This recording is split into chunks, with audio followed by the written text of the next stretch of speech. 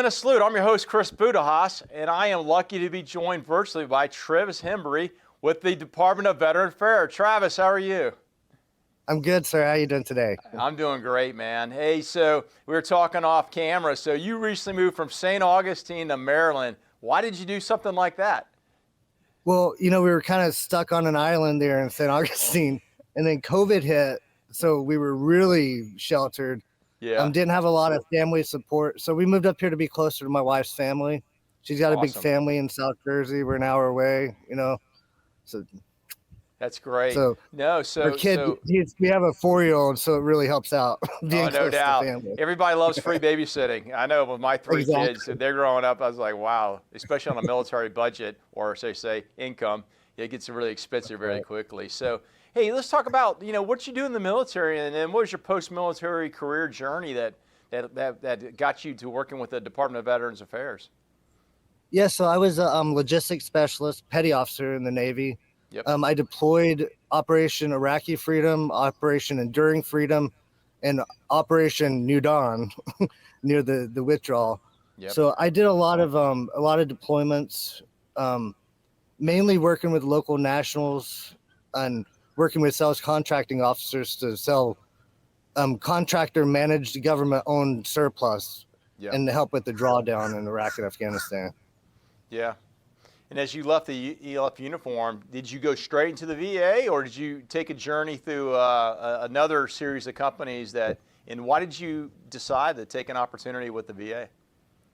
Yeah, I actually started in local county government with animal control and then moved up to the state, and then I worked with the state before getting accepted for the position here I work in Wilmington, Delaware at the VA. Yeah. So we're all within a few states are all bordered here. So yeah, I took this position with the VA, and it's great. So why would a veteran, you're sitting out here, you're in your post-military career, why would you recommend to another veteran that's getting ready to either leave service or been out of service looking for a career change to consider the VA as a place for employment? What drew you there, and why you stay there? Well, I love being in the military. I miss the camaraderie. With the VA, you go into work every day. I'm surrounded by veterans of all ages, and then I work with a lot of employees or veterans too.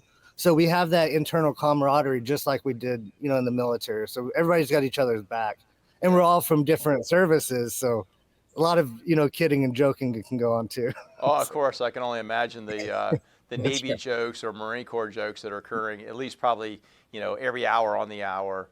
So that's right. So it's funny, we were talking off camera, all the opportunities at the VA, because it's not just all medical, right? Because what do you do for the VA, and what other opportunities are in the VA as people think about a large organization such as that department?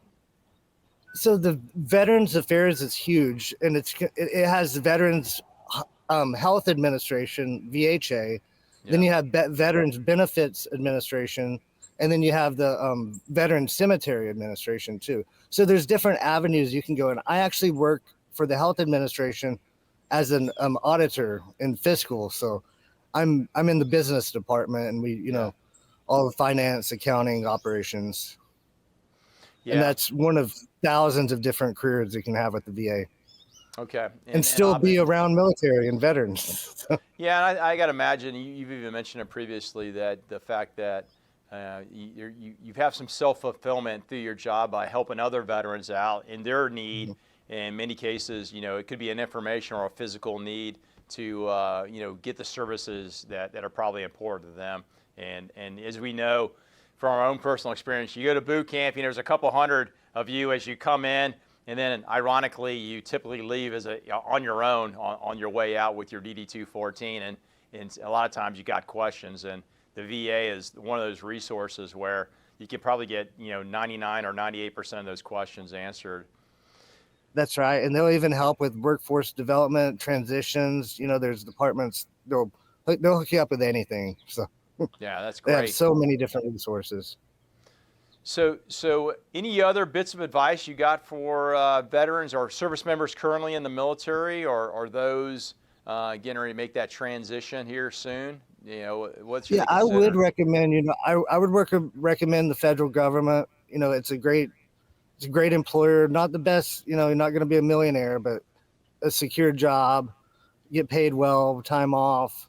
But more importantly, if you have a plan before you get out, be thinking about what you really want to do and how you want to transition to civilian life.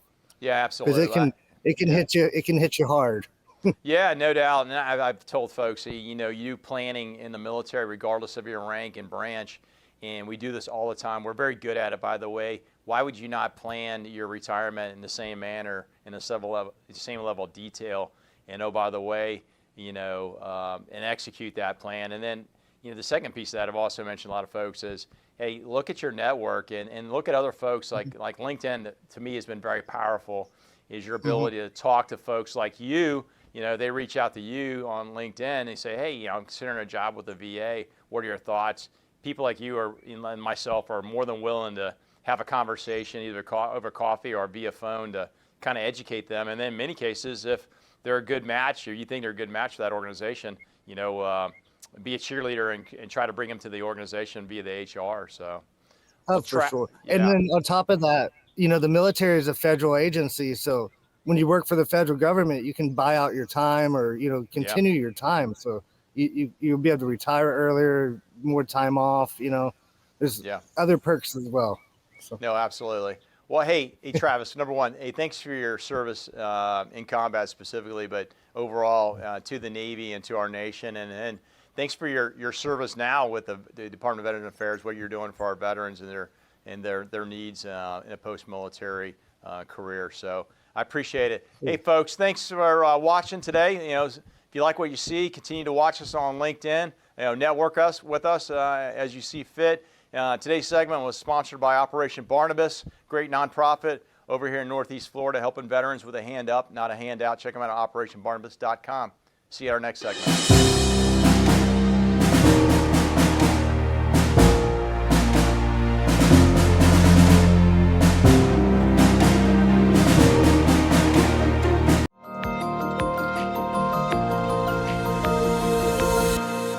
Operation Barnabas is a veterans ministry, started in 2017 with the purpose of helping our veterans that kind of got left behind. These people went over and went to war for us, and a lot of their friends didn't come back, and that's a lot of the stuff that we as veterans deal with is there's a lot of people that didn't make it back, and then it's like, why are we here?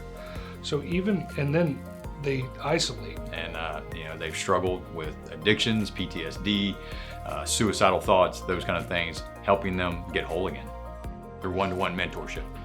So being able to communicate with them and help them can drastically change their life, can drastically change a family's life. The little that we can do is put our hand out and say, hey, do you want a hand up? Like, we're not giving a hand out. Do you want a hand up? And just be able to be there with them and do life with them and just be able to help them, because, man, they put their life on the line for you and me.